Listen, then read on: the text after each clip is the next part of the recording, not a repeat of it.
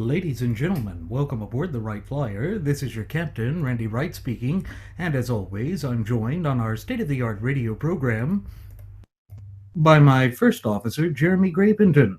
Folks, this will be the final boarding call, so if you please, claim your seats, fasten your seatbelts, kick back, relax, and enjoy the show while Jeremy and I go ahead and delve into the pre-flight checklist, as there really is a lot of news and information to get to before we may fully indulge you with your in-flight entertainment. Well, folks, here we are. The election is just right around the corner, approximately 2 weeks away from this point in time, and I still don't see any reason to celebrate because we, as true constitutional compositionists, have no voice in this election cycle. That's something that we here at Radio Aviation Excellence, the Wright Flyer, have warned about for nearly a year now, folks, that if Donald J. Trump managed to get the nomination of the Gutless Opposition Party, or GOP, that it would wind up being exactly like that. And of course, it has come to fruition, as our near prophetic predictions said. We see that the surrogates and pundits for Trump are continuing the legacy of betrayal for 2016. That's why we here at Radio Aviation Excellence, the Wright Flyer, have named this election cycle the election cycle of betrayal. There really isn't a more apt description for what we're facing, both as a nation and as a people. Perhaps the biggest or loudest voice in this betrayal has been Sean Hannity, or as my first officer, Jeremy Grapington, likes to refer to him as Sean Wannity. We know that Hannity came forth and did a complete 180 on what he said with respect to WikiLeaks. I'm sure that many of you might be wondering why I'm bringing up Trump's biggest, or is that bigliest, cheerleader, Sean Hannity, here. Well, it's because, again, his tune on Assange and WikiLeaks has totally changed. Prior to WikiLeaks supposedly coming out to help Trump, Hannity used to decry the organization for placing the United States of America, as well as her service members, in direct jeopardy. Of course, he now thinks they're bigly wonderful and great because they are helping Trump in the election. Of course, to me, it's all a bunch of fluff. It's the same type of Trumpaganda that we have experienced ever since Trump officially threw his quaff into the ring back in July of 2015. Folks, we cannot ignore these facts, or the point of fact that they have been having a disparate and negative impact on our electoral process. And I think that we have to pay attention to that. I think that we have to be cognizant of the fact that these elements are part of those external influences which really should have no place against the American electorate. Again, it's all designed to bamboozle the true ultimate wielders of popular sovereignty in this once thriving and flourishing representative republic of ours. That is, we the people are being bamboozled by these folks. It's as though they go out of their way to obfuscate the truth, to make it appear as though Trump is exactly what he is not. That is, that he is some conservative that has always espoused conservative views for the vast majority of his 70 years spent on God's green earth, when in fact nothing could be further from the truth. That's why we must cut through a lot of this garbage and this rubbish. But I find it just shocking that Hannity can sit there with a straight face and say that that Julian Assange has done nothing wrong to the United States. Now, back when it was during the Bush administration, he was up in arms anytime that WikiLeaks came forward with information that could be construed as damning or damaging to the George W. Bush administration. You know what this sounds like, Randy? It sounds like a really twisted, sociopathic version of The Boy Who Cried Wolf.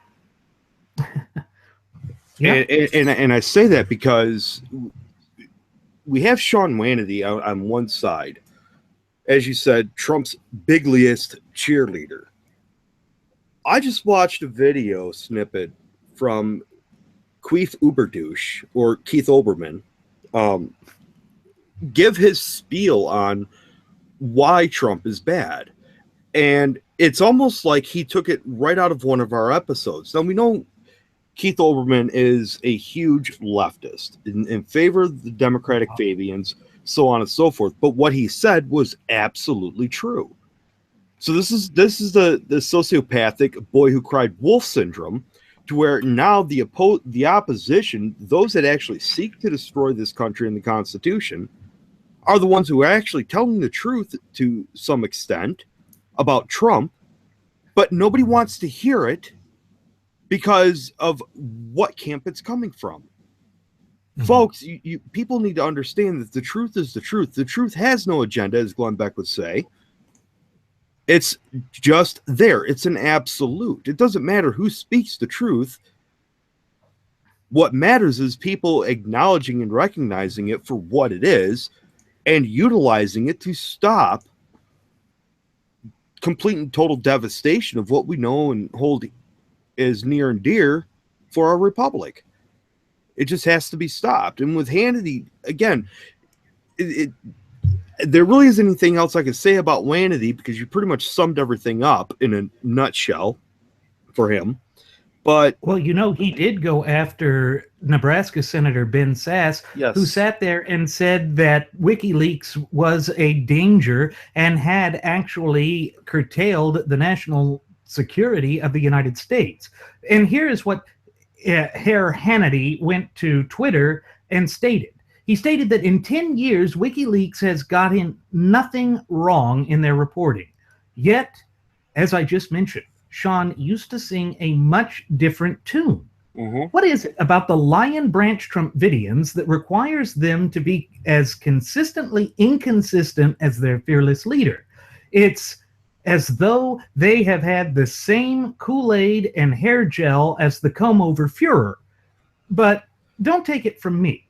I have a video clip of Hannity talking to little orphan Annie Yap Yap Toto Coulter the Floozy that I want to bring up, because I think it is that important that we actually get into this and explain and show just how far off the mark these people are. And I think you'll be amazed, all of you, when I show this, because it really is pathetic. I mean, literally very, very pathetic. And so let me go ahead and get the screen share up so that we can get this going, and then we will discuss it further once from there. So here we go. 75,000 documents are released, including the names of 100 Afghans that are helping us privately identify Taliban leaders. So all their lives have been put in jeopardy. Right. Then a couple of times, last month before, 390,000 classified documents. Now all of a sudden there's outrage because I think it was Ed Morrissey at Hot Air points out, because, this embarrasses the Obama administration. This embarrasses Hillary Clinton. Right. So the fact that people may die didn't motivate them. In the early stages of this, when the guy, telegraphed that he was going to release a lot more of these. No. You can't make this stuff up, folks. You just cannot make this stuff up. But that's the problem with Sean Hannity. It shows that he is this just intellectually disingenuous little smurf who doesn't care about truth, who doesn't care about being intellectually genuine. Instead, he'd rather go out there and say that, it's terrible what they're doing, and then look at the way that the Obama administration is not motivated by the right things. But wait a minute. Now, all of a sudden, because Hannity's little orange eloper there is being helped by Julian Assange and his organization, that means that we just have to say that he never once got anything wrong. Here's the problem. Here's the problem with that. This falls, it makes for a perfect example of how propaganda works. They will take certain situations and scenarios, certain key events, and they will use them to purport their own agenda. That's what Hannity is doing here. Julian Assange is a scourge of the earth until he starts helping Trump, the Cheeto Jeebus. He's a scourge of the earth.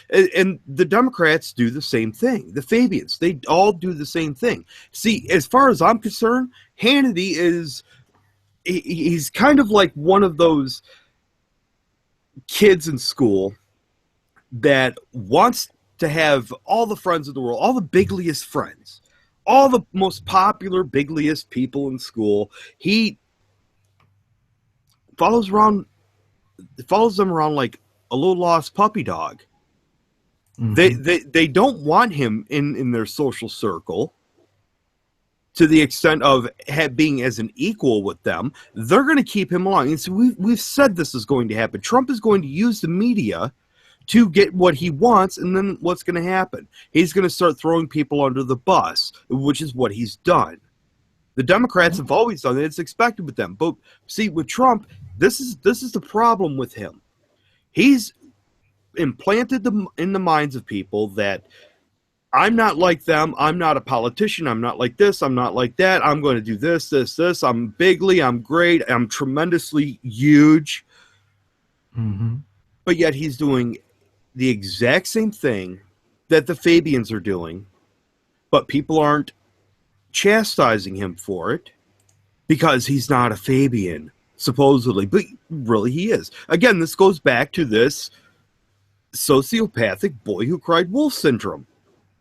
Mm-hmm. They don't want to hear the truth, regardless of who it's from. And if you don't support Trump, then automatically you're branded as a Hillary supporter, which is completely asinine to me. I don't even understand how that works. You and I are not Hillary supporters, and we sure as hell don't support Trump. Our first and foremost allegiance is to the Constitution, which Trump, in his Gettysburg Address, maybe hopefully he'll get a couple of tickets to a theater somewhere if he wants to go along with that kind of motif. Analogy, yeah. Yeah. So here's the thing. We don't support him. We sure as hell don't support Hillary. We support the Constitution. But Trump wants us to all of a sudden start talking about the Constitution, saying he's going to make push for a constitutional amendment for term limits. Guess what? We don't need an amendment for term limits because it's already there in Article 1, Section 8. Yeah, it's called a term of office. Yes. And if the people don't want those people to be in office anymore, stop reelecting them. Right. I mean, that's what it comes down to, folks. It's always about self-accountability and self-responsibility working in tandem in order to give us self-determination. So when everybody sits there and thinks that sounds so good, no, again, it's more of this nanny state interference with our system of polity that really has no place in an open and honest, but above all free system like that of these United States of America. And folks, this is why so many people are disgusted with politics in general. It's as though the voices that proclaim to be agents of the truth have sold themselves for convenience, and I think that's hideous, particularly with Hannity. Meanwhile, we see that Trump's message that the electoral process is rigged has brought forth about some more from Russia with man love. Russia has been trolling the United States by offering to provide election monitors. Now, folks, had this been 15 years ago, people would have been up in arms over this. However, we've become desensitized to it all. We're so used to the external influences that we hardly bat an eye at this sort of thing anymore. And I think that is a grave disservice to the true ultimate wielders of popular sovereignty in this once thriving and flourishing representative republic of ours, because it shows that these elements are acting from both sides of the alleged political aisle. And make no mistake about it, folks, the Russians are not looking out for our best interests. They're looking to get some sort of leverage with the United States. And, of course, they think they're going to get it with Trump. And I believe they would, too, due to his close ties. After all, we have exposed on previous episodes of the Wright Flyer that Trump's former little leader there with Paul Manafort had very close-knit ties with Russia, and Yushchenko, who is the pro-Russian Ukrainian leader. We shouldn't bow down to that or allow that to externally influence our system of polity in this country. But here we are. We see that that is the case, and they now want to have election monitors in the United States. You know, I'm going to go back to what Keith Olbermann said in his rant regarding Trump. He was spot on with this. I'm going to paraphrase because I can't remember verbatim what he said.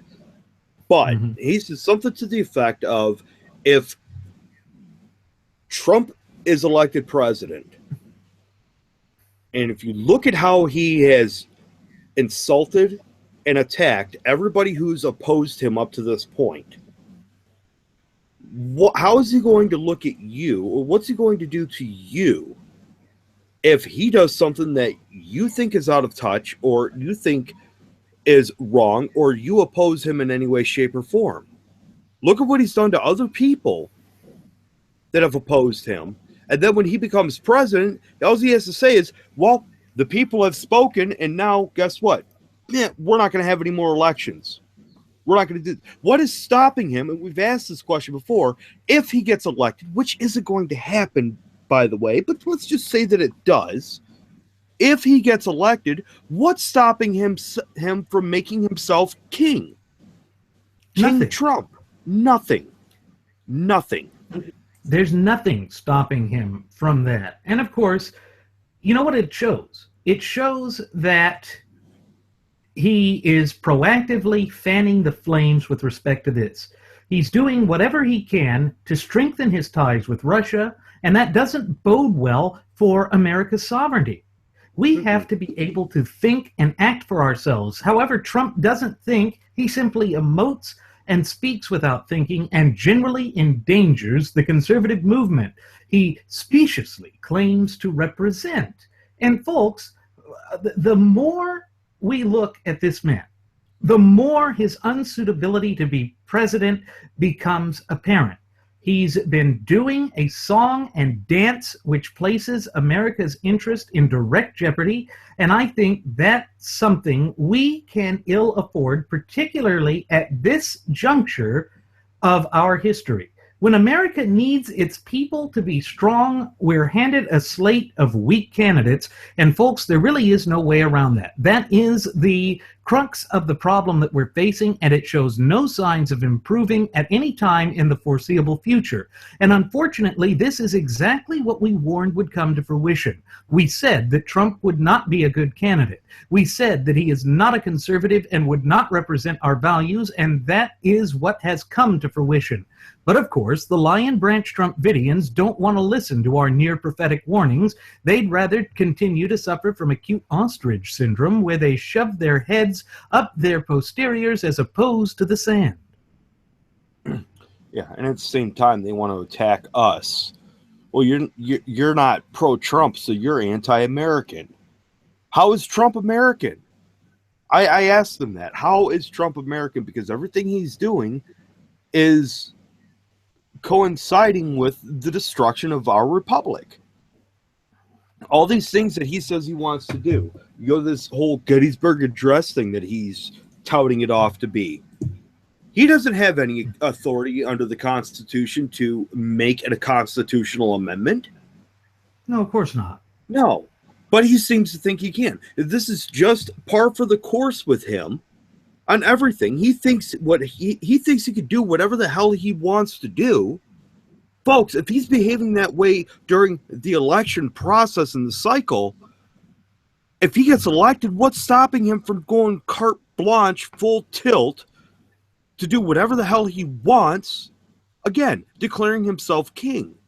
I'm reminded of a recent Simpsons episode where Homer and Marge are laying in bed, and they're making out and this and that, and Marge says, "I can't make love to you, homie, until I find out or decide who I'm going to vote for." She flips on the TV, and there's a commercial. The phone's ringing at 3 o'clock in the morning. Who do you want to answer the phone? Bill Clinton answers the phone and says, "Situation room, I'll be right there." He says, "Oh, wait, hold on a second." Hands the phone to Hillary. He says, "It's for you." And she says, yes, Bill, it's for me. It will always be for me. Then it cuts over to Trump.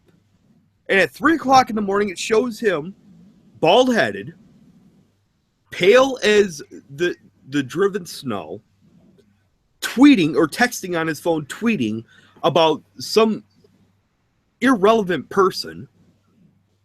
The phone rings. No, I'm tweeting. I gotta do this. Blah, blah, blah, blah, blah. And then all of a sudden, this mob of people rush in, decorate him up, spray paint orange on him and everything. And then he's on the phone and says, by the way, add my name to the Lincoln Memorial and make Chris Christie eat a worm just because it'd be fun.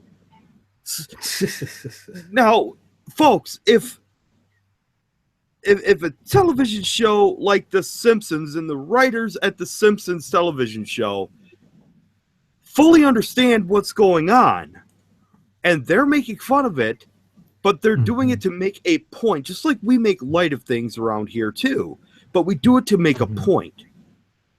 It kind of, in a way, Randy, it kind of, there's a little flicker of faith and flame left in this country. People I do really think know what's going on, but I think a lot of people are afraid to do anything or say anything about it because they don't want to be demonized.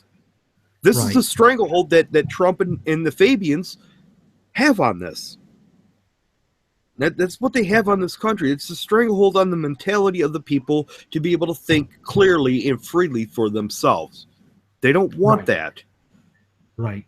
And, I want to move on to another voice of betrayal. I know that we've discussed Laura Ingraham, Incomph, numerous times on previous episodes of Radio Aviation Excellence, The Wright Flyer. Well, she's at it again, making a horrible logical fallacy when attempting to discuss the Never Trump movement. She tried to say that those who belong to the Never Trump movement are proactively helping Hillary Clinton, as if that makes any sense. But don't take my word for it. I have a video clip of this, folks, basically saying that we're pro-abortion if we don't support Donald Trump, who for the vast majority of his 70 years spent on God's green earth has been, very pro-choice in every sense of the word. Folks, let me go ahead and get this queued up because, you just cannot deny that this stuff is there, that it's real, that it is not going to go away, and unless and until we actually get into this and explain how it is bad for us, it's going to never get any better. Never once will it get better. And unfortunately, it just shows signs of staying where it is and getting cue this up. Here we go. Just stand up and Governor, recognize there is say the word. a Governor, clear choice get off here, their Sean. ass. Yeah, Just say the word. Come on. Tell them to get off their ass and stop being a bunch of crybabies. Come on. Keister, come on, Governor. You're aging yourself. They're standing, Governor. They're standing with the woman who stood up there today and said, "I'm for 100% for Roe versus Wade and partial birth abortion." That's what Never Trump stands for. I guess Roe versus Wade and partial birth abortion. And by the way, Here's a thought, you little floozy, you idiot. Here's a thought. No, what we stand for, and you're supposed to be an attorney, you idiot. What we stand for, and what we have always stood for, is the Constitution. I know that that's a bit bigly for you. I know that you want to go eat a crown because you support Donaldoff Julius Caesar Trumpolini. But let's get the facts straight. No, we don't support Hillary, but Trump did. Trump said in 2008 that Hillary would make a fantastic president. Trump said in the 90s that all of the women that came out against Bill Clinton were lying tramps. These are the things that Trump said, and yet you don't say anything about that. No, instead, you want to double down on the nonsense that idiot writer Edmund Kozak, the cucksucker, over there at your LifeZets page, which I hope is failing, by the way, you tramp, that the Constitution doesn't matter. that we shouldn't care about the Constitution, that we should ignore it, it's antiquated, and that we think it's perfection. No, you idiots, we don't think it's perfection, but we damn sure don't worship at the feet of a false prophet. Get over yourselves. In fact, do the world a favor and go straight to hell, you insignificant, pathetic worms. I am sick and tired of this bovine excrement. Go away. You know, here's the thing. When we have individuals like Little Orphan Annie, Yap Yap Total, the Floozy Ann Coulter, and then we have Laura, I wish I was really Ava Braun because it'd be great to burn some books, Ing Braun, and various other individuals who hold a license to practice law. What needs to happen to them is, first and foremost, exponentially numerous complaints need to be filed with the bar associations for where their licenses are issued. First and foremost. Second of all, they need to shut their cake holes because it's obvious they don't know what the hell they're talking about. Again, they would rather speak from emotions rather than logic. If you hold a license in law, which you do, Randy, now what is the whole impetus of law? I would like to say that there's a retired general that spoke at the DNC convention who stated it perfect. Our country is not based on emotions or emotional thought, but our country was founded on law, and the law is the Constitution, period. Now they want to just take the Constitution, throw it aside, and then in side speak, backroom talk. Oh, the Constitution does. Oh, Hillary's going to stack the court and violate everybody's constitutional rights. Newsflash: the courts are already violating people's constitutional rights. Why? Because we have twat waffles like you sitting here not doing a damn thing about it, when you have the ultimate power to do so. But instead, you want to base your emotions as fact instead of using logic and doing something about it. Why don't you come on to our show, have a little discussion with us, and see how far that gets you? I got a feeling it will end with you being given a dog treat and a quick tap on the ass to send you outside so that you can do your business out there after we rub your nose in it. Well, you know what it really shows, Jeremy, is that it shows their true contempt that they show for people who follow the Constitution. I know we've mentioned this before, particularly with Edmund Kozak, the cucksucker. Unfortunately, this is what happens when we distance and divorce ourselves from the Constitution. As the Constitution defines who we are as a nation and as a people, this is why we say it is of the utmost importance for us all to foster a fluent and working knowledge and understanding of our shared United States Constitution and thereby our fundamental and inalienable God-given rights. We are the only ones who have the ability and the authority to defend our rights and to ensure that our representative republic remains free.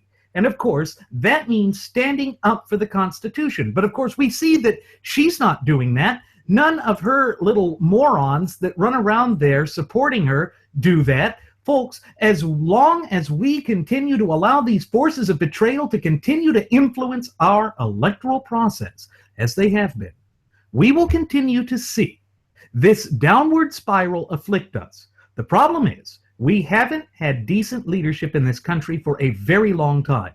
And I think that this is beginning to take its toll on the nation. When we are weak, the world takes notice. And that's what gives us the sort of instability that overtakes the geopolitical sphere. Look at Duterte there in the Philippines, saying that he's going to cleave himself away from the United States. But then he says he's not. And again, another Trump-type figure that's reaching out to Russia and China. Yeah, and as far as the leadership goes in this country, it seems that everybody's forgotten who the ultimate leaders are. We the people. We the people. We are the ones who put these individuals in office. We are the ones who give our consent for them to govern us. We are the ultimate leaders. And that has all gone by the wayside because of the sycophantic, sociopathic, illegitimate frauds that have been elected to office. Mm-hmm. And here's another thing, folks. Guess what? It's rant time again. And you all know that we've declared war on political correctness. I can give a rat's ass what anybody has to say about me saying what I've said in the past. I don't care, because it's the truth. And if people don't want to listen to the damn truth, then you know what? Get the hell out of my country. That's how that works. As our first Air Marshal Nelson Ward would say, this is my planet. If you don't want to toe the line and do what's right, I'm going to throw you off. That's how it works. It's time that we, the people, recognized and regained our full potential as the ultimate wielders of sovereignty. It's time that we put our feet up their asses and make them listen to us. And people don't, well, you know, we don't really have it. Yes, you always have a vote. You always have a choice. Choosing to abstain to vote for neither Trump nor Hillary is casting your vote. It is being done so in silence. And it's time that the silent majority rises up and is heard loud and clear. Mm-hmm. And, you know, while the United States is in the grips of its electoral process, Rodrigo Duterte of the Philippines is continuing to make threats of war in less than 2 months. That's what he said, Jeremy. This right after Russia came forth and said if we didn't vote in Trump, that we would have nuclear war. This is what is influencing our electoral process. And it is not a good thing that is coming to the forefront. It is not representative of our best qualities or the better angels of our nature. And so we see that there's an effort to impeach this man now in the Philippines. Yet, tell me, Jeremy, if this sounds familiar to you. He claims that he wouldn't accept his impeachment if that were the case. Does that not sound like Trump? Folks, this reminds me of how Trump said that he wouldn't accept the results of this election because it's rigged if he loses. These sorts of outlandish statements and actions have dire impacts and consequences for any type of representative style of government. We are the watchmen of our liberty, and it is high past time that we begin to take that role, obligation, and responsibility very, very seriously. But it goes to show, you know, with Trump refusing to accept the results of the election, it's like a child who doesn't want to accept or face the facts of life. But again, it's important that we hear the words from the man's own lips. So I have a video clip that I'm going to show with him saying just that. So, you know, folks, it's so amazing that the internet allows us to do these things and gives us the ability to show exactly what we're facing. And that is just what we have come about to do. It's to essentially give you the best information and coverage that we can. So here we go. Here is the man himself saying it. Your running mate, Governor Pence, pledged on Sunday that he and you, his words, will absolutely accept the result of this election. Today, your daughter Ivanka said the same thing. I want to ask you here on this stage tonight, do you make the same commitment that you will absolutely, sir, that you will absolutely accept the result of this election? I will look at it at the time. I'm not looking at anything now. I'll look at it at the time. What I've seen is so bad. First of all, the media is so... It's so bad. What I have seen, you know, with my smally fingers, as I sit there and point the littlest fingers at you. Yeah, give me an ever-loving break. Give me an ever-loving break. What this man did was show that he has a contempt for our representative Republican form of government. And you know what it allowed Hillary to do? To say that's horrible. And you know what's really bad about that, folks? It makes Hillary Clinton look as though she is the voice of reason when we know for 30 plus years, she has been the Wicked Witch of the West when it comes to all of these things. She is a disgusting excuse for a human being. Unfortunately, we have selected for our nominee the one person who actually makes her stand out as a stunning human being, if that is at all possible. This is why the primaries have consequences. This is why we have to pay attention to what is going on and why we must be proactive and be engaged with the maintenance and safeguarding of our fundamental and inalienable rights, which were endowed to us by our Creator, who happens to be none other than the God of nature himself. But it appears to me, Jeremy, that Trump just wants to go out there and have his cake and to be able to eat it too. Well, we've always said that he's a charlatan. Look at how he speaks. He uses all of these buzzwords and phrases. Okay, it's so bad. He always interjects negativity and tries to make something appear bigger than what it really is. He's always, I don't know how many times, and I haven't even bothered to count the number of times he used the word tremendous in these debates. Oh. Tremendous. Yeah. Wonderful. Amazing. Badly. Bigly. He uses all of these buzzwords and phrases, but yet if you were to, and I challenge anybody to do this, go on Google and pull up how to get rich quick, okay? And you'll see all these individuals like Tony Robbins, Robert Kiyosaki, Carlton Sheets, all these individuals that have run all these educational purposes and documents and giving you all these packages on how to become successful and work from home and have more time for your family. They all use those same kinds of words and phrases. The caricatures and the language is all the same, just like with Trump. And see, here's the connection with that. Between all those individuals were all involved in real estate dealings, how to make it money in real estate. Enter in Trump University. See, he's still trying to run. What it is Trump University failed tremendously, okay, in a bigly way. But he can't let go of it. He's still using that nonsensical crap dribbling out of his Cheeto-stained face and swindle people. That's all he's doing. And he's done this the whole time. He knows nothing of the Constitution. He knows nothing of foreign policy. He knows nothing about securing our borders. He wants to build a wall and have another sovereign nation pay for it. How in the blue hell does that work? Just recently, he has stated that America would pay for it with the explicit understanding that Mexico would reimburse us. Now, how does that work? That doesn't work at all. Yeah. Yeah.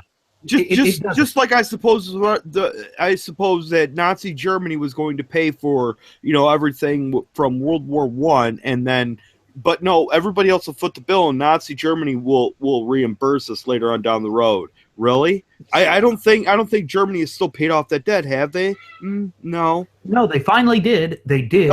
They did. 2012. So let's see. It's almost 70 years later. Yeah. Over 70 years. Almost. That was World War One. That was so 98 years. Yeah. So 98 years. Yeah. So we would never see that in our lifetime. Our children would probably never see it in their lifetime. And by the time our grandchildren, I mean, it's ridiculous. This guy he's trying to promise the world to people, but yet he knows nothing of what he's promising. Well, and that's exactly why he is a carnival barker or a con artist or snake oil salesman.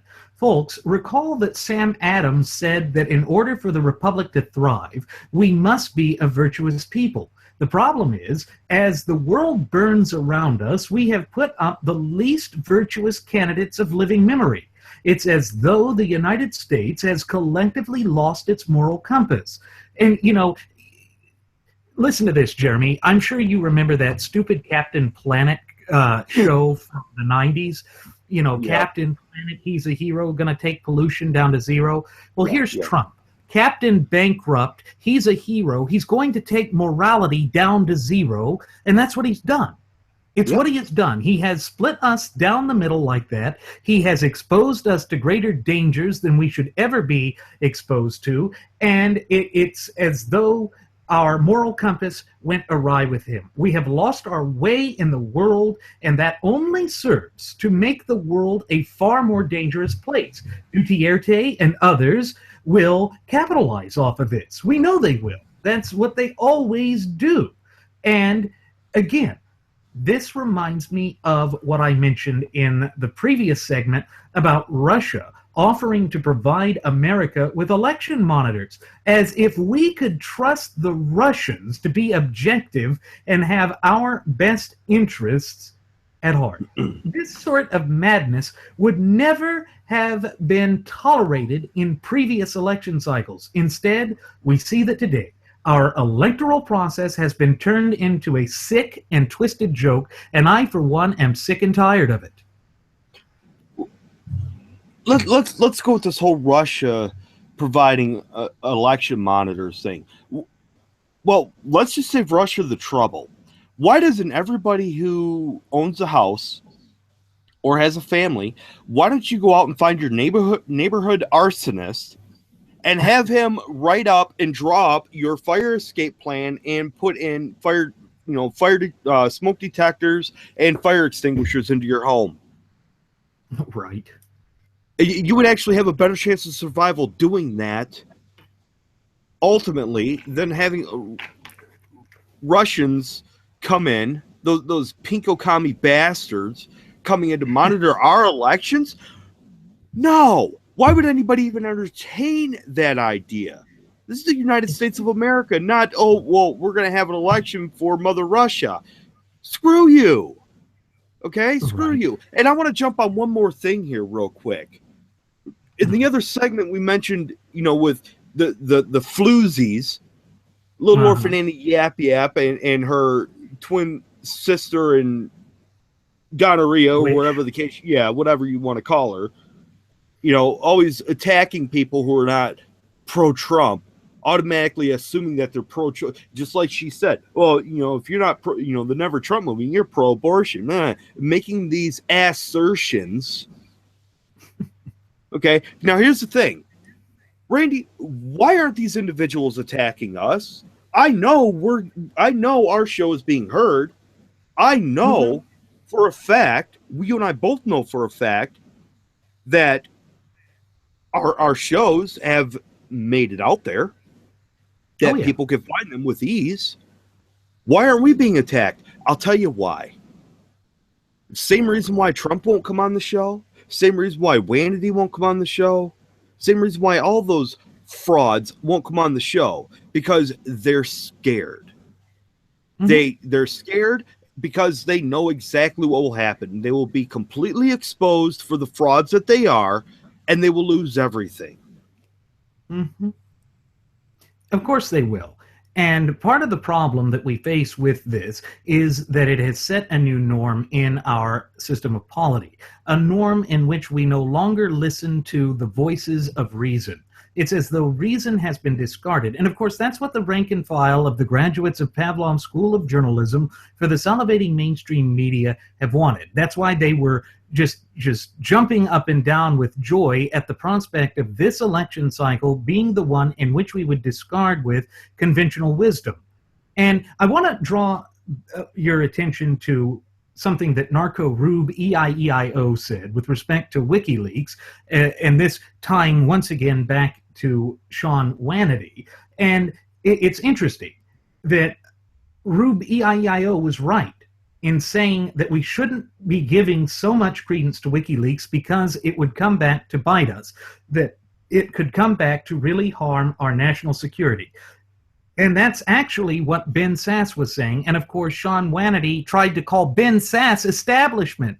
Ben Sass has a much higher conservative review rating than Donald Trump could even hope to touch with one of his nose hairs. It just is not something that he could do. But, of course, Hannity has this propagandistic agenda that is just as vile and foul as that of the graduates of Pavlov School of Journalism for this elevating mainstream media. He's not about facts. He's not about standing up for the nation. He's certainly not for defending our Constitution. And he is damn sure no longer a conservative, as far as I'm concerned. And it just goes to show that Ben Sass has been wrongly attacked, and that the issue of cybersecurity is something that should be taken seriously, yet more and more sensitive data is being placed online. And without having a decent cybersecurity infrastructure, this means that Americans, as well as their national security, are placed in direct threat. We know that there have been numerous attempts to hack the government, such as sites with health, such as healthcare.gov. But where is Sean Hannity with that? Why is he saying that Julian Assange is okay? It's just the ends justify the means. But I don't think he understands what Niccolo Machiavelli meant when he said those words. Yeah. Well, again, Sean Hannity's not only lost touch with reality, but I think he's lost touch with himself.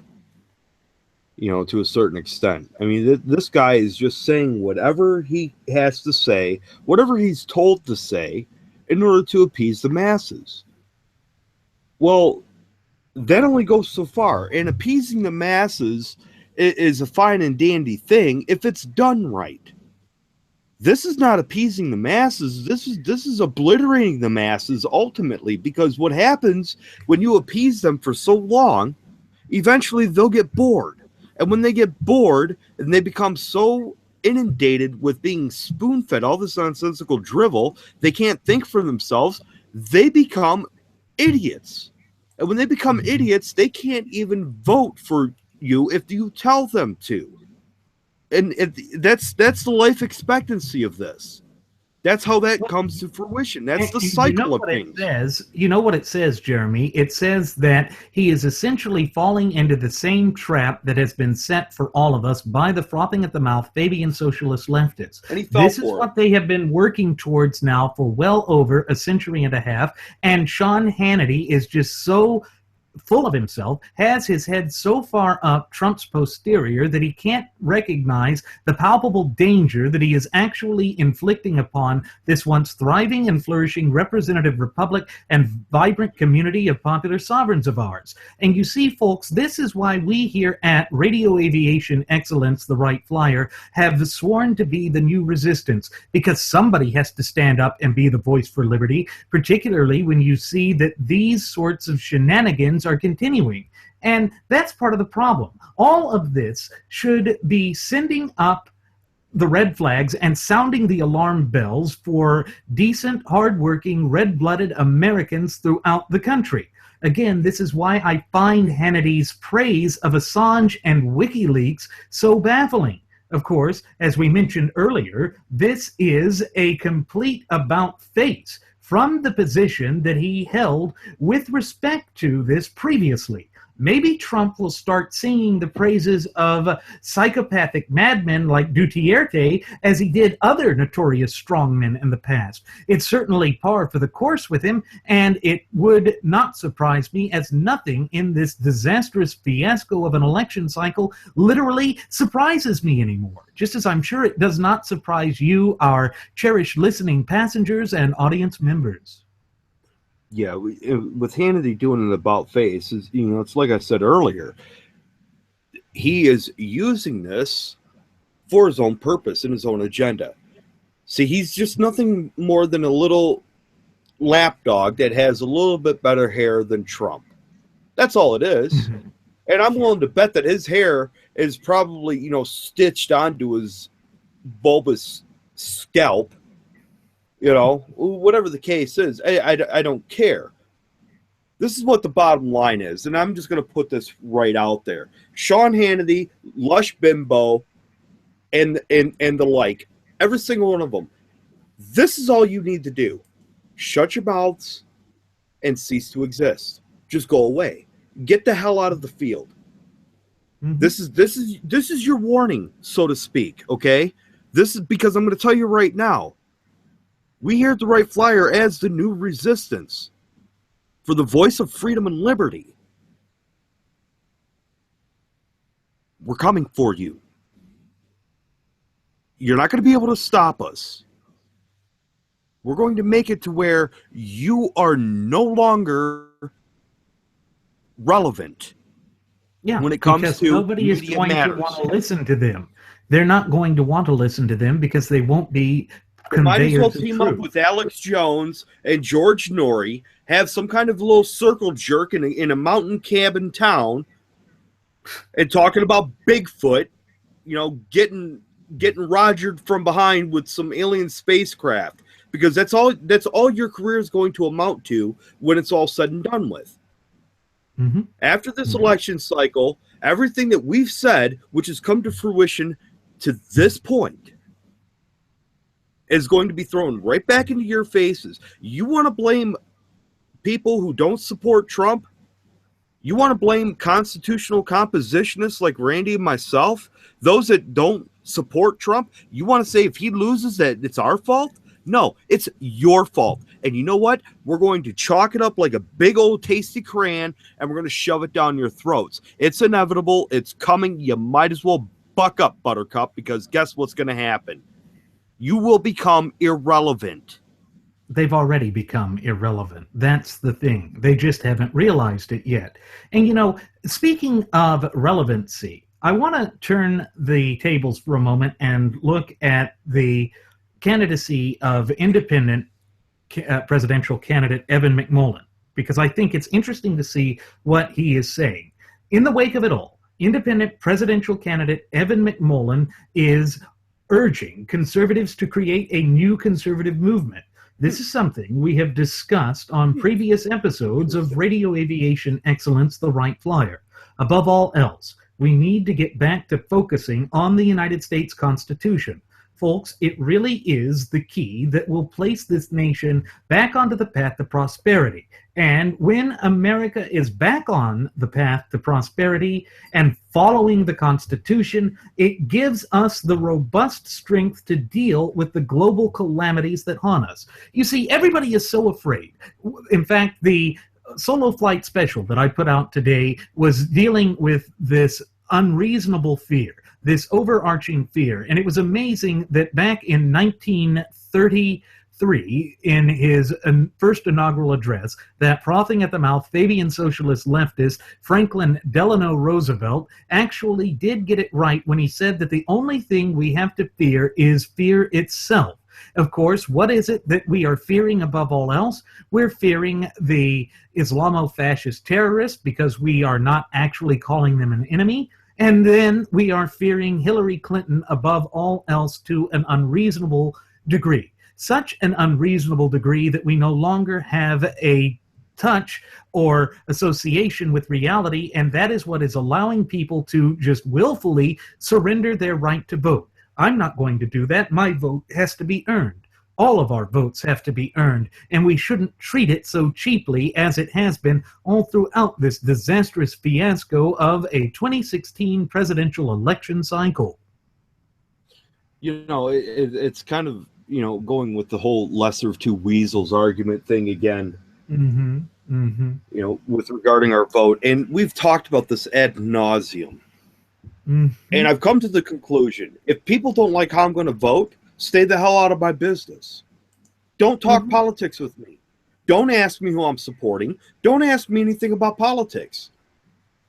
When you hear my response, if you ask me if I'm supporting Trump or not, and I tell you I'm not voting for Trump, and I'm sure as hell not voting for Hillary, I'm not going to vote in the presidential general election because there is no candidate out there that cuts the mustard for me and has earned my vote. And if you don't like that answer, too bad. I don't care. Don't talk politics with me. Don't ask me questions you don't want the answers to, or you might be afraid of what the answers are. Well, If you you're know willing to they're ask, going to be afraid of that. You know they're absolutely, going to be afraid of that. absolutely. It's because they are incapable of thinking for themselves. They They are cannot refute it. incapable of thinking, and they don't want to refute it. They are incapable of it because it is the truth. Again, it's as Aristotle said in his Art of Rhetoric that people more easily accept the truth because, in a sense, we are hardwired to accept the truth. That's why you see Trump, who is this bigly liar, having to resort to Trumpspiracy and quaffspiracy theories over and over again ad nauseum and without end, because he knows that he cannot win in the free marketplace of ideas. And folks, that is the same conundrum that is faced by the frothing at the mouth Fabian socialist leftists who are hell-bent on utterly annihilating these United States of America, both as a nation and as a people. And so that's why we say he is just as significant of a threat as that of Hillary Rotten Clinton. But another way to take down this specious and spurious argument of the lesser of two weasels is to realize that in the case of Dump, he is supposedly representing conservatives and the Republican Party, the party that I have been associated with. We know that Hillary Clinton was not going to represent us, that she never wanted to. But Trump tried to proclaim that. In my mind, that makes him the bigger liar. Well, sure. Absolutely it does. Especially, again, this goes back to what I've said before. It's, as Sun Tzu says, in order to, defeat your enemy, you have to know your enemy. You know what your enemy's all about. It means that you can actually preempt their actions because they are predictable. Hillary Clinton is 100% totally predictable. Absolutely predictable. We know what she's going to do. She's already said what she's going to do. And here's the thing. Hillary says she's going to do something. It's not so much put out there as political fluff and banter. 9 times out of 10, she does what she says she's going to do. What she says she's going to, work on getting rid of the Second Amendment. Yeah. Okay, I could see that with her. But here's the problem with that. It's not going to work. It's not going, well, that's the secondary problem. And that feeds into the fear I'm about to talk about. See, Hillary is not going to be able to get rid of the Second Amendment because there's too many individuals like us, Randy, that will not allow that to happen. So all this fear, and God knows, I know a lot of people that is one of the sole reasons why they are voting for and supporting Trump, because they think and they're afraid that Hillary will actually be able to stack the courts and get rid of the Second Amendment. It's not going to happen. It will not happen. Great Britain tried it twice. Twice they tried and failed. What makes anybody in their right mind think that one of our own presidents or elected officials is going to be able to do it and actually be successful? It's not going to happen. So if people are voting for Trump just because they're afraid that Hillary's going to take our guns, you're an absolute bona fide idiot, because it's not going to happen. People need to stop allowing fear to dictate this stuff. And see, Trump is the other side of the coin. Trump is a monkey with a live hand grenade that's lost the pin to the spoon. And that, folks, and just for clarification, the pin and the spoon is actually the little handle thing and the pin that you pull, okay? And guess where he's at? He's standing right in our own camp, in our own backyard, with all of the other munitions and weaponry that we have at our disposal. Plus, he's standing on all of the fuel. He's standing on all of the fuel and everything that we have to combat tyranny and Fabianism from sweeping over this land. And guess what, folks? This last debate, he just dropped that hand grenade. And nobody could find it. You want to be afraid of something? Be afraid of that. Be afraid of knowing that you are culpable for And allowing this to happen. What it shows is those who sell out their soul for this tyranny of false unity are falling into the same trap that Benjamin Franklin told us never to fall into. Recall that Benjamin Franklin said that those who sacrifice essential liberty for a fleeting sense of security deserve neither liberty nor security and shall surely have neither.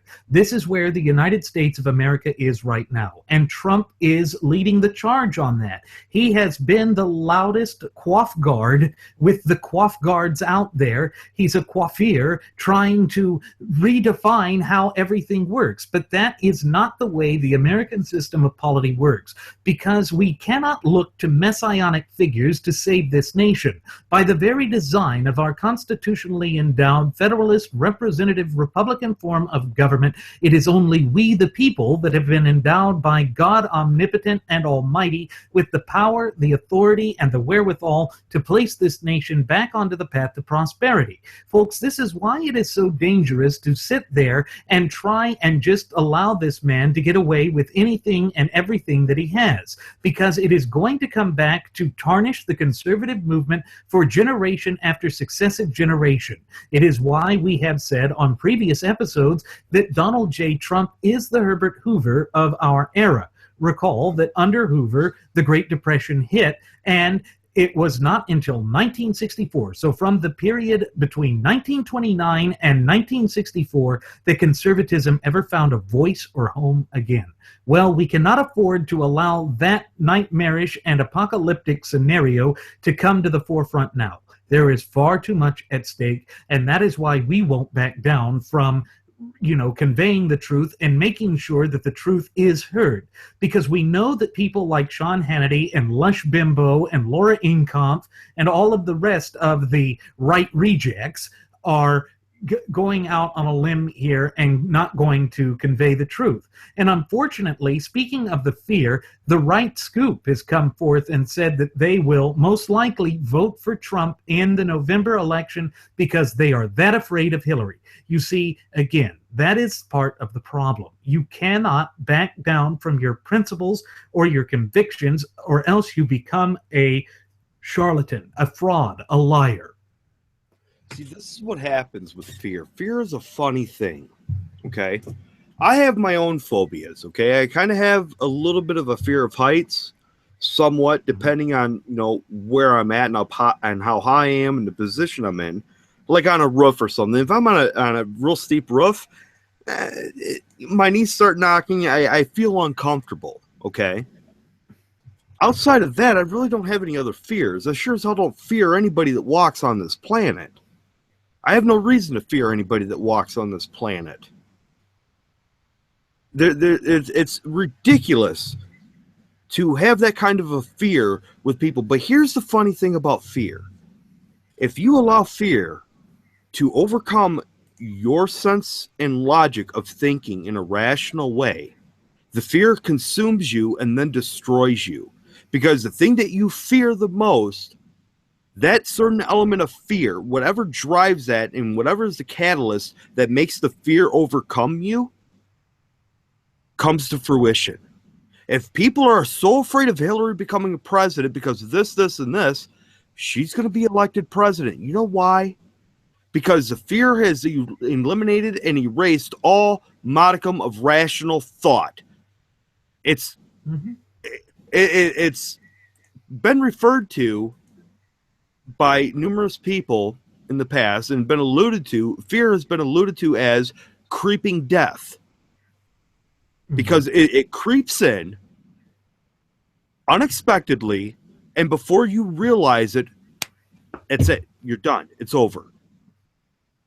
So if you allow your fear to embrace you, rather than you embracing your fear and thinking logically how to stave it off and to vanquish it, you will be consumed by it. And ultimately, that which you fear will destroy you. It will come to fruition and it will destroy you.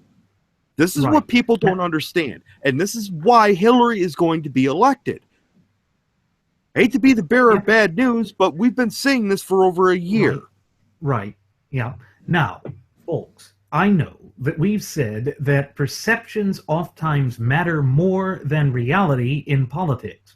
Well, we know that former Grand Wizard of the Ku Klux Klan, David Dookie, has given a shout out to WikiLeaks. The problem this presents to conservatives is that voices which are associated with us, such as Sean Hannity, have been suggesting and singing their praises as of late as well. We all know that the graduates of Pavlov's School of Journalism for the salivating mainstream media would jump, and already have jumped, on this opportunity to lambast all conservatives. They love to make these erroneous conclusions because they love being able to point the finger of shame at all of us. And you see, again, that is something we have warned about. It is something that people like Sean Hannity knew, or should have known, would happen.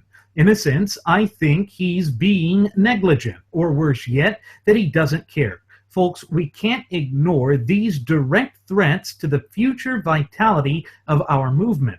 Think about how difficult it will be to pull the wool from the eyes of the up-and-coming generations which have been indoctrinated by the historical revisionists and standard-bearers for Common Core. The fact that Trump is doing most of this in order to establish a new media empire all unto himself will also make it more difficult for us to convey our message to the people. Like Hitler, Trump will try to utilize some outlandish claim that he and his supporters were stabbed in the back by the unethical media. Of course, that's an intellectually disingenuous position for him to take, but that's par for the course of what we've seen in the 2016 presidential election cycle thus far. You know, here's the problem. Trump has already done that. He's already come out and said during the primaries, the whole system is rigged. And if I'm not the nominee, then it'll be a huge waste of time and money. So he's already told the individuals, he's already told the American people what he thinks and what he feels and what he cares about. His time being wasted and money. He's put that up on a pedestal above everything else, including the people that support him. Of course. And again, all these people say, well, Trump's going to fix this. Really? How? They can never tell you how because he's never divulged how. Now, my question still remains, if Trump cared about the American people in any way, shape, or form, it would be indicative of him caring about the Constitution. But we know for a fact that he has no care about the Constitution because he sees no intrinsic value in it. So therefore, because he sees no intrinsic value in the Constitution, of which is a social contract between we the people and our government that we've given consent to by the Constitution to govern us, if he doesn't care about the Constitution, he doesn't care about A, we the people, and B, the government as a whole. He does not care about any of that, which tells me...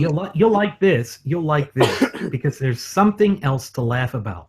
Folks, one of Trump's super PACs has published the credit card numbers of those who have donated to him. Don't you love that? If he really cared about people, maybe he would secure that site too. But again, it's all about money. Maybe it's his good buddy there in Vladimir Putin who is using this as an opportunity to once again line his pockets. Again, it's all about greed, corruption, power, and money. Those are the only things that Trump cares about, not about you, not about the Constitution, not about preserving this constitutionally endowed federalist representative republic of ours. That is what we have been trying to warn you about well over a year now, folks, here at Radio Aviation Excellence, the Wright Flyer. Don't say that we didn't tell you so. Yeah, and again, I have to reiterate this. If you don't like how I'm going to cast my vote, if you don't like the fact that I'm not supportive of Trump, will never be supportive of Trump, ever, I don't care. I don't care. Don't discuss politics with me. Don't try and chit-chat with me about this or that and the other thing, because it's not going to matter. Because at that point, if you don't like what I have to say on one subject, what makes me believe that you give a damn about what I say on any other subject? Mm-hmm. That's how that works. Either you're going to be intellectually honest and respective of what I have to say, my opinions, which are 98% fact for the most part. The other 2% actually is, formulated opinions, which are perfectly fine to have. But if you can't respect that, if you don't want to hear it, then there's nothing to say. There's nothing to talk about on any topic, on any level. Right. The other thing that has happened is that Trump was booed at the Al Smith charity dinner. This is that charity dinner where the candidates step up to make fun of each other as well as themselves. However, Trump's performance didn't incite laughter. It caused the audience to boo him. Folks, I have a video clip of this that I think you just have to see for yourselves. Because again, it's par for the course. It's par for the course with this 2016 presidential election cycle and all of this nonsense that we have seen come to the forefront over and over again. And it's just amazing, truly amazing that this stuff comes to the forefront and just goes out of its way to be problematic. And so let me go ahead and cue this up, and then we'll discuss it. Hillary is so corrupt. She got kicked off the Watergate Commission. How corrupt do you have to be to get kicked off the Watergate Commission? Pretty corrupt. Hillary is and has been in politics since the 70s. What's her pitch? The economy is busted. The government's corrupt. Washington is failing. Vote for me. I've been working on these problems for 30 years. I can fix it, he says. I wasn't really sure if Hillary was going to be here tonight, because I guess you didn't send her invitation by email. Or maybe you did, and she just found out about it through the wonder of WikiLeaks. We've learned so much from WikiLeaks. For example, Hillary believes that it's vital to deceive the people by having one public policy and a Boo. Boo. Yes, they were booing him. Yes, his performance was that atrocious. Yes, that was Donaldolph Julius Caesar Trumpolini. Folks, I wish this weren't the case. I wish that we had a real leader, someone that we could be proud of. But there is no way that we can be proud of Donald Trump. There is no way that anything that we just heard there would have been acceptable.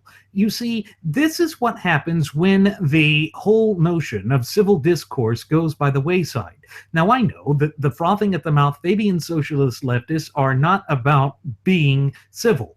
Remember that Obama went out there and said that you should get up into the face of your political opponents. But no, within the conservative movement, there should be civil discourse. And the fact that we have lost it shows that our moral compass and moral decay have become the new norms in the United States. It's just no way around that, folks. That is the harsh, cold facts of reality that we face as I sit here right now, speaking into this microphone, conveying this message unto you.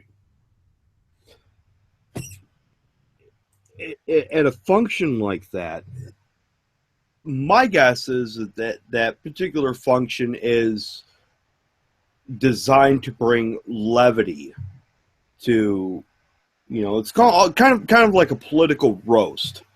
You know, Yeah, they that's sit there and they exactly- roast each other and this and that. But see, here's the thing. It's like going into a church during a wedding ceremony or a baptism ceremony or a holiday ceremony, whatever the case is, or even just during regular sermon, and trying to tell a joke. There wasn't anything funny about that. See, what he was doing was he was trying to capitalize on more media attention in order to push an agenda. Mhm. This man will stop at nothing to Jeremy, tear somebody down. I've got another video clip to show you just how vile he is. And it's one we've played before, but it's one I think we need to get up there because of just exactly what you were mentioning there. And this loss of civil discourse. Because, again, it shows us just how far we have fallen, both as a nation and as a people. So here, let's go ahead and cue this up. Bye-bye. Look, see, he's smiling. See, he's having a good time. Oh, I love the old days, you know? You know what I hate? There's a guy totally disruptive, throwing punches. We're not allowed to punch back anymore. I love the old days. You know what they used to do to guys like that when they were in a place like this? They'd be carried out on a stretcher, folks. That's true. You know, I love our police, and I really respect our police, and they're not getting enough. They're not. But honestly, I hate to see that. Here's a guy throwing punches, nasty as hell, screaming at everything else when we're talking. And he's walking out, and we're not allowed, you know, the guards are very gentle with him. He's walking out like big high fives, smiling, laughing. Like to punch him in the face, I'll tell you.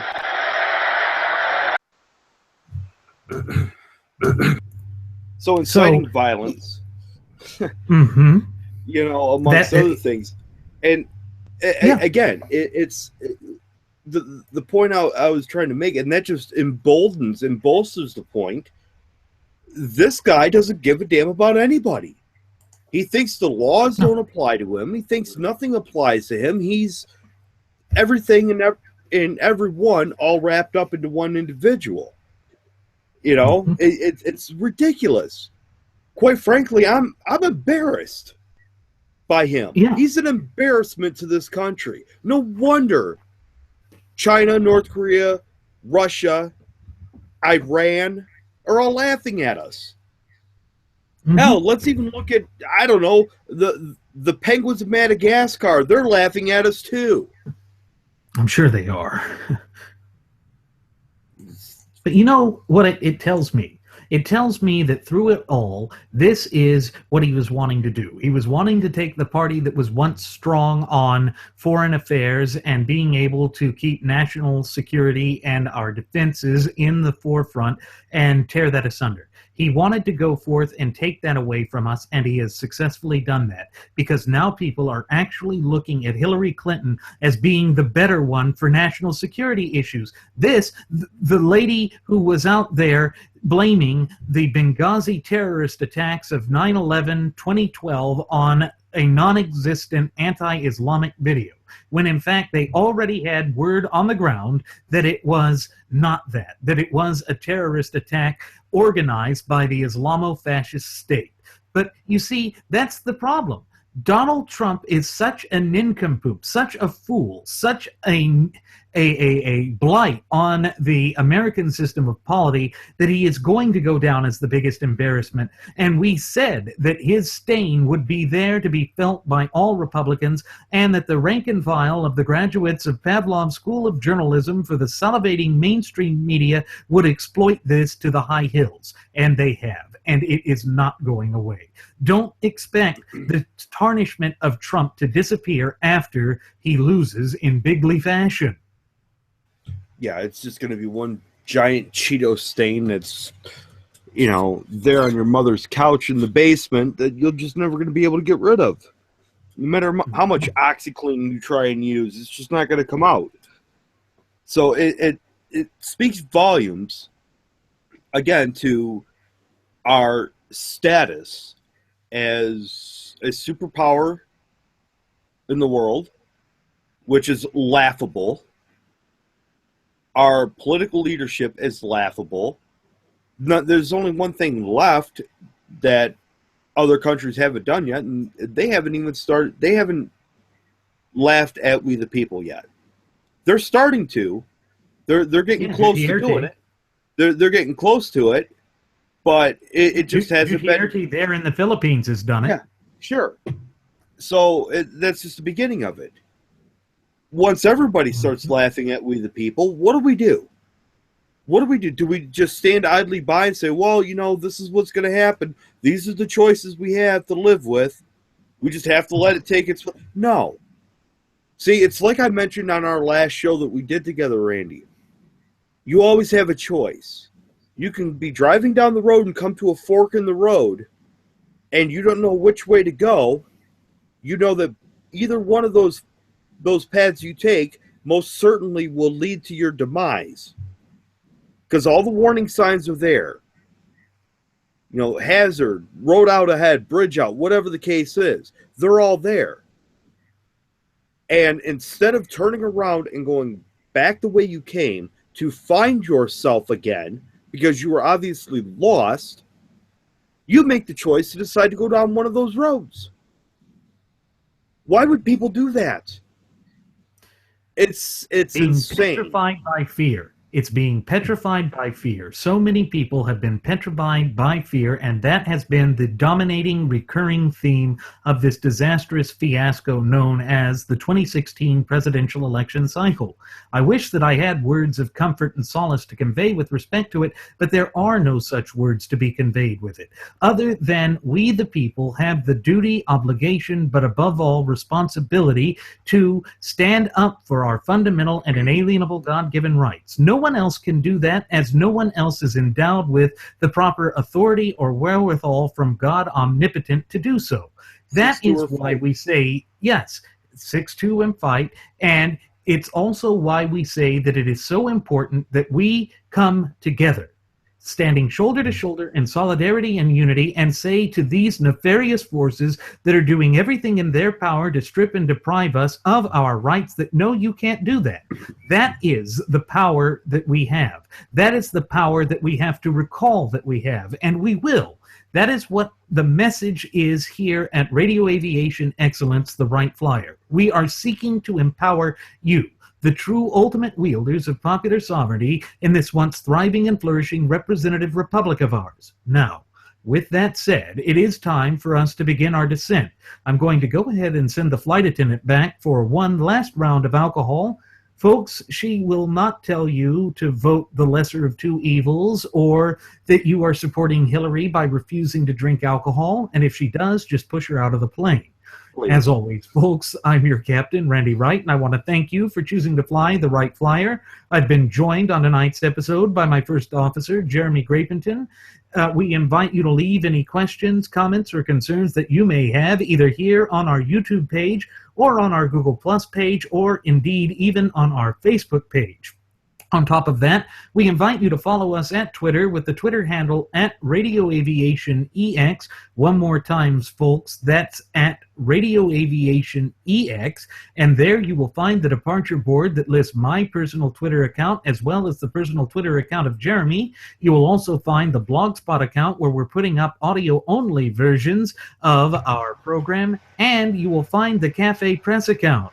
Jeremy, why don't you tell them just a little bit about what's on the Cafe Press account? Well, we always mention our novelties that we have. The drinking glasses, ties, clocks, mouse pads, bumper stickers, buttons, anything and everything you can even think about purchasing. And if there's something that's not there, maybe somebody could get a hold of Julian Assange and he can have WikiLeaks put it out for us, whatever the case is. But I have an idea, folks. I have an idea. This may be a little, weird or not, but I think it'd be a bigly tremendous idea. I'm going to challenge folks to purchase a bumper sticker or even a tie. And I think a tie would be great because Sean Wannedy loves ties. And Somebody purchase a tie with the Wright Flyer logo on it, first class passenger, send it to Sean Wannedy, someone to Lush Bimbo, someone to whoever, someone to Trump. Let's have fun with this. Let's send this out there. Let's show them that what you really do support. You want to give a donation to them, show them what you really support. Show them that you support your freedoms and liberties above anything else. And that you will not stand idly by and let those become diminished at the likes of them. Right. Well, folks, thank you again for choosing to fly the Wright Flyer. We'll see you again next time. Please do take care.